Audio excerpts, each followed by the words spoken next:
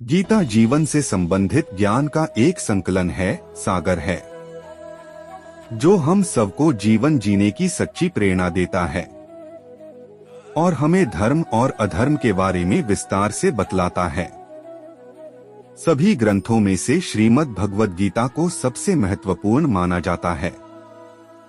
इसकी रचना महर्षि वेदव्यास ने की थी।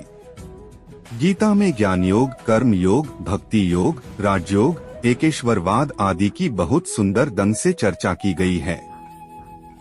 आज के संदर्भ में अगर बात करें तो गीता मनुष्य को कर्म का महत्व समझाती है। गीता हमें अपने कर्तव्य के महत्व को समझती है। गीता को माँ भी कहा गया है, यह इसलिए कि जिस प्रकार माँ अपने बच्चों को प्यार दुलार देती और सुधार करते हुए महानता के शिखर पर आरूढ़ होने का रास्ता दिखाती है, उसी तरह गीता भी अपना गान करने वाले को सुशीतल शांति प्रदान करती है। यह मनुष्यों को सद्शिक्षा देती और अच्छे और सच्चे इंसान बनने के राह पर अग्रसर होने की प्रेरणा प्रदान करती है। अगर आपको झुकना है तो किसी के विनम्रता के आगे झुके, किसी के शक्ति के आगे, रूप के आगे और धन के आगे तो बिल्कुल भी मत झुकना। हमेशा संदेह करने से खुद का ही नुकसान होता है। संदेह करने वाले व्यक्ति के लिए प्रसन्नता नहीं इस लोक में है और न ही किसी और लोक में। जिसने मन को जीत लिया है उसने पहले ही परमात्मा को प्राप्त कर लिया है, क्योंकि उसने शांति प्राप्त कर ली है। ऐसे पुरुष के लिए सुख दुख, सर्दी गर्मी एवं मान अपमान एक से हैं।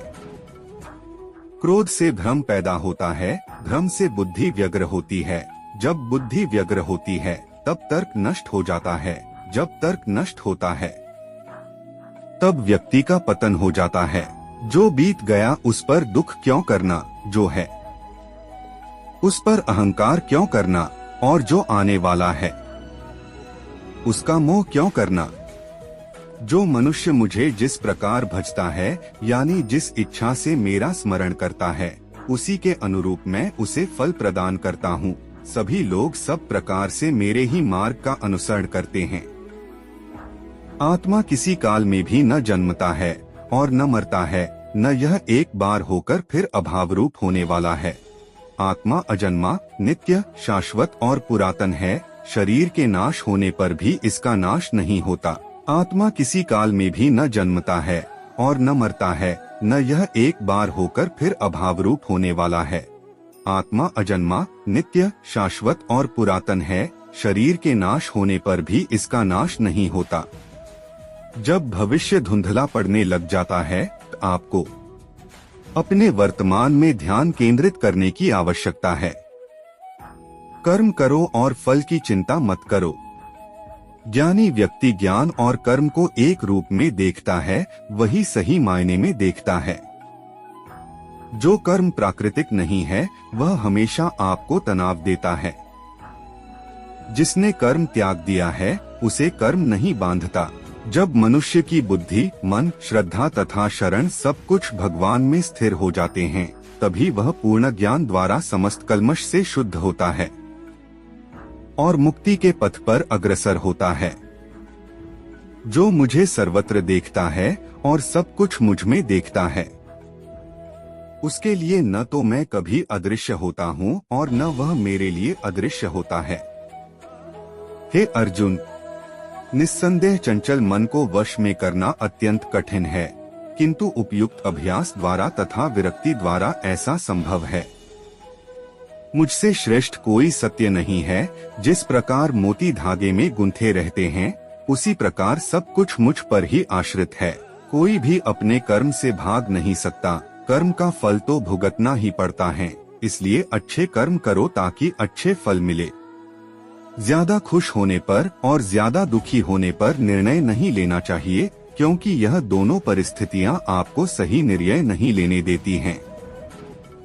जो होने वाला है वो होकर ही रहता है और जो नहीं होने वाला वह कभी नहीं होता। जो ऐसा मानते हैं उन्हें चिंता कभी नहीं सताती है। सही कर्म वह नहीं है जिसके परिणाम हमेशा सही हो, बल्कि सही कर्म वह है जिसका उद्देश्य कभी भी गलत ना हो।